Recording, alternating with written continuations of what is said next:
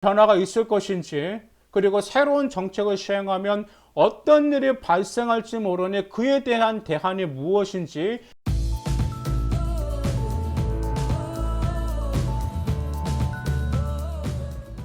안녕하세요, 맘띠입니다. 이제 오늘은 주제를 보시니까 참 독특하죠. 대통령 선거 대선 이후 상담 전화. 네, 맞습니다. 지금 근데 매년 그랬습니다. 항상 매년이 아니고 항상 대통령 선거만 지나면 좀 상담 전화가 많았습니다. 그 이유가 자 보고서 주제를 어떻게 좀 흐름으로 막아야 될 것인지, 어떤 부모님이 전화하신 분도 계시고, 그다음 우리 학생들을 직접 전화해서 선생님 어떻게 해요? 제가 진짜 뭐 고등학교 2학년 때까지 이런 식으로 나갔는데 이번에 대통령이 바뀌면서 정책이 바뀌었는데 자기 보고서가 맞지 않는데 어떻게 해요? 라고 이렇게 하신 분도 많이 계세요. 이제 대표적으로 행정학과, 그다음 정치외교학과, 사회복지학과, 그다음 공공인재학부, 그다음에 법학과 학생들도 지금 문의 요망이 오고 있습니다.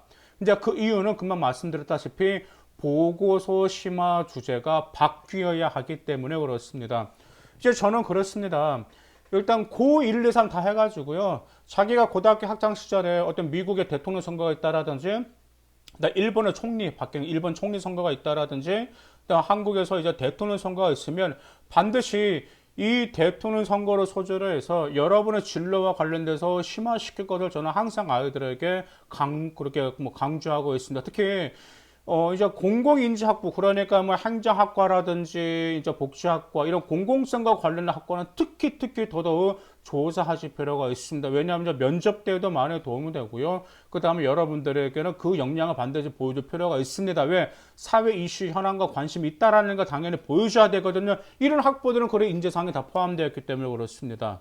자, 그래서 어떤 변화가 있을 것인지, 그리고 새로운 정책을 시행하면 어떤 일이 발생할지 모르니 그에 대한 대안이 무엇인지, 이런 점에 대해서 제가 여러분들에게 보고서를 심화시켜서 작성하라고 합니다. 물론 당연히 바꿔야 되겠죠. 그래서 유튜브 댓글에 다신 분도 많이 계실 거예요. 제가 댓글을 뭐라고 달았냐면 행정학과, 뭐 법학과, 뭐 복지학과 그런 학생들에게 이제 보고서 주제를 많이 모르죠. 그러면 이번에 대통령 선거가 있고 이번에 이제 새로운 정부가 들어섰기 때문에 그 정책 공부하면서 본인의 진로와 관련돼서 어떤 영향이 있을 것인지 심화시켜 조사하면 어떨까요? 라고 그래서 제가 많은 댓글을 달고 있습니다. 특히 이제 여러분들 그러면 이제 어떤 점들이 있냐면 제가 간단히 말씀드릴게요. 이제 정치 외교학과 학생들, 이제 국제학부 학생들 같은 경우는 이제 이런 점들이 있어요. 왜냐하면 지금까지 이제 문재인 이제 정부 시절에는 이제 신남방 정책과 그다음 중국과 나는 우호적인 외교에서 이런 게 나왔는데, 이제 새로운 정부가 이제 들어섰잖아요. 그래서 자, 이 정책들이 계속해서 유지가 될 것인지, 그리고 또한 이번에 이제 그 윤석열 대통령 당선인이 대선 공약을 통해서 외교 전략을 지금 발표했습니다. 외교 전략. 그래서 중국과 그다음 일본과 그다음 미국과 어떤 변화가 있을 것인지 그 점을 조사해가지고 어떤 변화가 있을 것인지 그 점을 우리 정예과 학생과 국제학부 학생들 얼마든지 주제로 심화시킬 수가 있고, 그다음 또 하나 대북 정책은 절대 빠지지가 않겠죠. 그래서 뭐 햇빛 정책을 해가지고 그 정책이 나왔는데, 자, 이런 새로운 정부는 대북 정책 변화와 특히 한미 동맹을 통한 북핵 대처 확장 억제를 지금 공약으로 내세웠거든요. 그러면 이 확장 억제에 어떤 게 더 들어가, 사드가 들어갈 것인지 막 여러 가지가 있을 수가 있습니다. 그래서 이 점과 관련해서 여러분들 조사하셔야 되는 거죠. 이 점은 뭐 찾아보시면 바로 나올 수가 있습니다. 그런데 이 점만 조사하시면 안 되겠죠. 이 정책의 시행됨으로 인해서 어떤 일이 발생, 장단점을 다 분석하죠. 여러분들 어떤 학생은 장점만 하신 분들에 계셔 보고서는요, 장점과 단점 같이 들어가셔야 되고, 그래서 어떤 장점이 있을 것이고 그 장점은 극대화하는 방향도 나와야 되고, 어떤 단점이 있을 것인데 그 단점에서 발생하는 문제점들은 어떤 점으로 보완할 것인지, 그런 대안점까지 나오고 최종적 결론을 만들어 주시면 된다라는 점, 좀 기억하시기 바라겠습니다. 행정학과 학생들 역시도 지금 전화 문의가 오고 있는데, 이제 대표적으로 청와대 부처가 좀 축소가 된다라는 점이죠. 즉 행정개혁 정책이 있다라는 점, 이런 점에서도 어떤 행정적인 변화가 있을 것인지 여러분들 조사할 수가 있고요. 그다음 또 하나, 지금 행정학과 학생들 같은 경우는 이제 생활기록부에 또 여러 가지가 들어갔습니다. 이제 어떤 학생은 그린 뉴딜 정책도 들어갔어요. 그린 뉴딜 정책이라는 것은 이제 뭐 친환경 이제 재생 에너지 정책이라고 해가지고 이제 국가에서 운영하는 거죠. 그리고 탈원전을 지금까지 이제 추구했었는데 이제 확 바뀌잖아요. 그래서 이 점에 있어서 이제 에너지 정책이라든지 그린 뉴딜 정책이나 탈원전이 어떻게 바뀔 것인지, 그 다음에 앞으로 이 새로운 정부 같은 경우는 이제 또 무엇도 있었냐면은 일단 국가의 기능을 축소하고, 그 자유민주주의잖아요. 국가의 기능을 축소하고, 그 다음에 이제 그 기업들과 회사들의 힘을 실어주는 그런 정책으로 나가겠다고 했을 때, 과연 행정학과 행정부서는 어떤 역할로 축소가 될 것이고, 그 다음에 기업과 행정에 서로 상부상조하며 시너지 효과를 낼 수 있는 방안이 무엇일지, 그 점에 대해서 조사하는 것도 있다라는 점, 그 점 기억하시길 바라겠습니다. 그리고 이제 복지학과 역시도 지금 주제가 많이 좀 바뀌어야 될 점들이 좀 있는 학생들이 있습니다. 왜냐하면 대표적으로 복지학과 같은 경우는 이제 그 학과 특성상 보편적 복지 성격으로 이제 보고서를 많이 이렇게 작성하게 됩니다. 보편적 복지로. 그래서 복지는 아시다시피 보편적 복지가 있고 이제 선별적 복지가 있잖아요. 근데 자, 이번에 이제 새로운 정부가 들어오면서 선별적 복지라는 게 나왔어요. 그로 인해서 어떤 일이 발생할 것인지, 그리고 선별적 복지를 잘 사용했던 사례가 어떤 나라가 있는지, 그 다음에 한국에서 선별적 복지를 적용한 사례, 그러니까 자치단체를 한번 조사 한번 해보세요.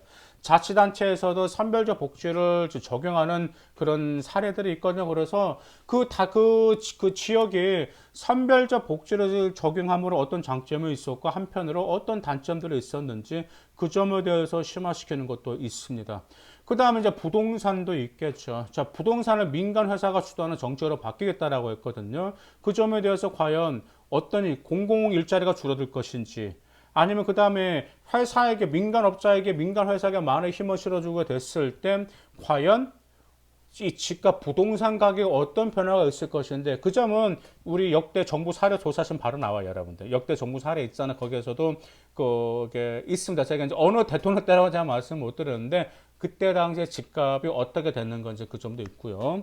그 다음에 또 한 가지가, 지금까지 이제 문재인 대통령 시절에는 이제 그린 뉴딜 정책이라고 하자, 뉴딜 정책을 했잖아요. 뉴딜 정책을 했기 때문에, 뉴딜 정책이라는 게 말 그대로 일자리를 이제 국가에서 창출하는 거, 그리고 공공 일자리를 창출했습니다. 그래서 우리 연로하신 분들이라든지, 그 다음에 좀 이런 공공 일자리 창출을 많이 했는데, 이번에 이제 새로운 정부가 들어오면서 이제 민간이 주도하는 일자리와 민간이 주도하는 사회 서비스 일자리를 창출하겠다라고 공약에 내세웠습니다. 이로 인해서 또한 어떤 점들이 있을 것인지, 그 점에 대해서 여러분들이 충분히 여러분들의 진로와 관련해서 얼마든지 보고서를 심화시킬 수가 있습니다. 그리고 또 하나가, 이번에 신설되는 부서가 있잖아요. 새로운 정부에서요. 무엇이 신설되냐면 디지털 혁신부도 신설이 되고, 그 다음에 또한 디지털 플랫폼 정부를 구축하겠다라고 했습니다. 그래서 이 부서들은 어떤 점들이 있었고 어떤 역할을 할 것이고, 이러한 혁신으로 이런 부처가 생겼을 때에 우리 한국이 어느 쪽으로 많이 발전할 것인지, 그런 점에 대해서는 여러분들은 충분히 조사하실 수가 있습니다.